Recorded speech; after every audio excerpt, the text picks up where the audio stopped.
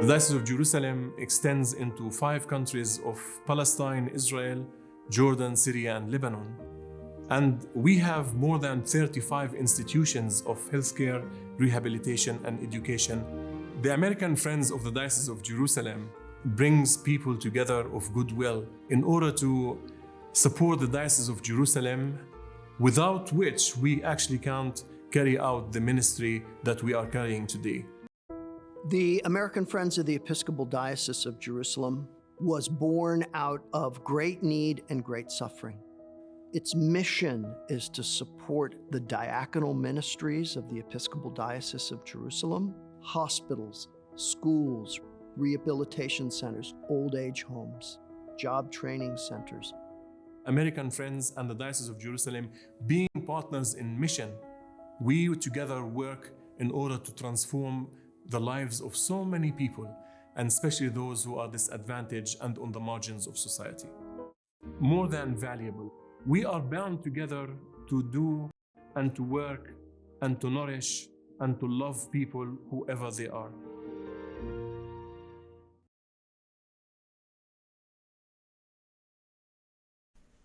The Israel-Hamas war is a catastrophe for all regions and institutions of the Diocese of Jerusalem, for none more so than Ali Arab Hospital in Gaza. In terrifying conditions, Ali remains one of the only hospitals in northern Gaza still functional in any capacity.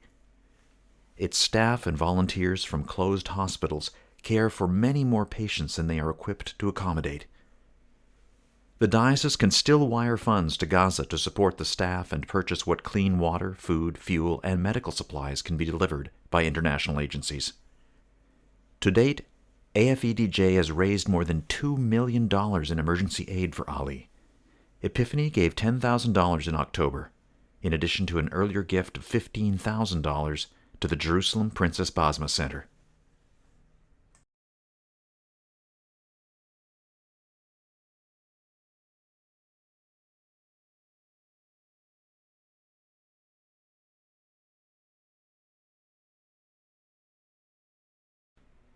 Episcopal Relief and Development works with Anglican churches and ecumenical partners in Europe to provide cash and immediate necessities to people fleeing the war in Ukraine.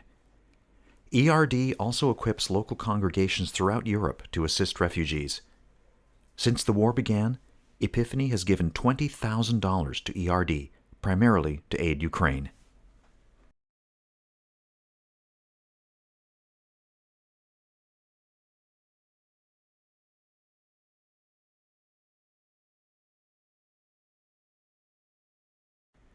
The Haiti Micah Project rescues destitute children in Mirabalais, giving them loving residential care, medical treatment, and educational and vocational opportunities.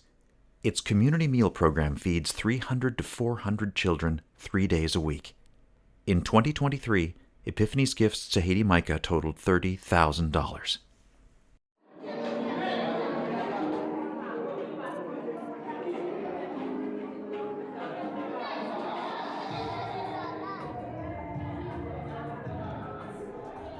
Everyone is safe and healthy in Mirabalais, and staff are doing their best to make every program run. Sarah Jane Janty Desir, Haiti Micah Administrator in Virginia.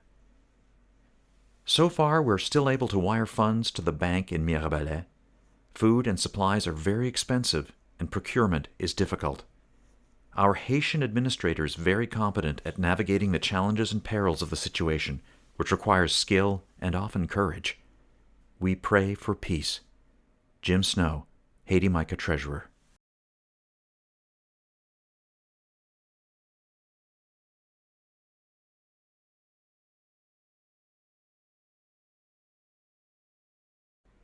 Guatemala's democratically elected leader Jacobo Arbenz was overthrown in 1954, primarily to protect the interests of the United Fruit Company.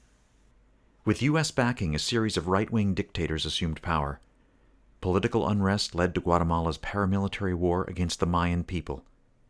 The war, largely funded by the U.S., lasted from 1960 until a peace agreement was signed at the end of 1996. Guatemala's Historical Clarification Commission found that more than 200,000 people were killed or disappeared during the war, and that the government and paramilitary forces were responsible for about 93% of the victims.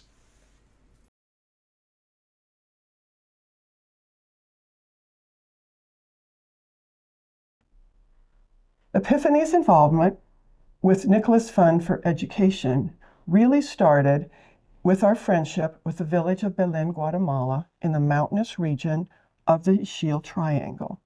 People here are the direct descendants of the Mayans the Spanish overran in 1500s.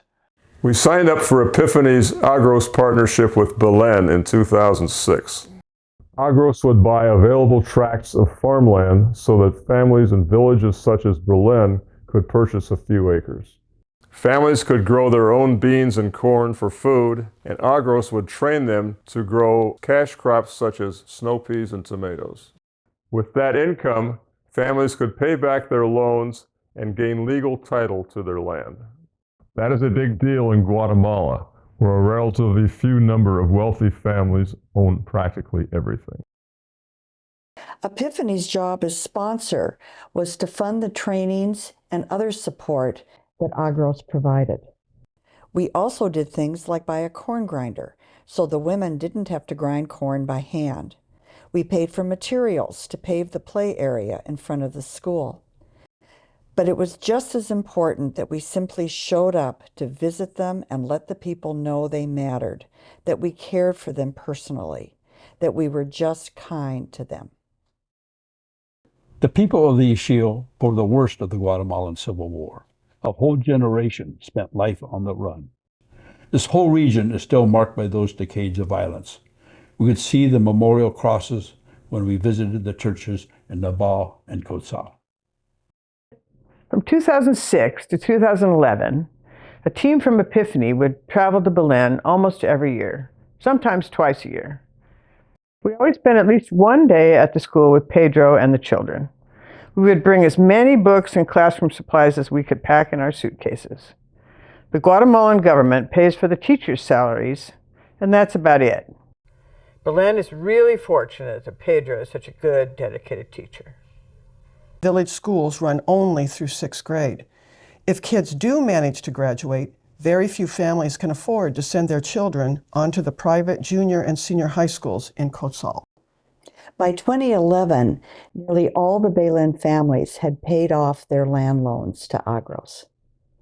In October of that year, we attended the ceremony where the families received legal title to their land. It was a beautiful time, but our job was done, and that was our last Agros trip to Guatemala. Then a few years later, we learned that a group on Mercer Island was starting a school.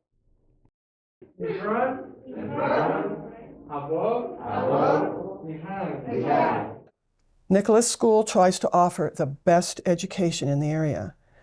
Every year, the students score better and better on the Guatemalan exams, and a few students go on to the university. This past year, a student won a full scholarship to a university in Guatemala City.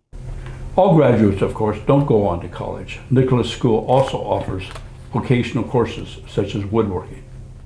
A lot of the teachers and school leaders are women, and this is so important to the young women. There is an awful statistic that 68% of the girls in the area who are not in secondary school get pregnant by the time they're 12 to 14 years old. One of the best things about Nicholas School is that it benefits the entire community, not just the students in the classroom. A great example is that every year, Nicholas School holds summer teacher training workshops, which attract more teachers every year. Guatemalan schools are all taught in Spanish, but most children speak a Mayan dialect at home because their mothers do not speak Spanish.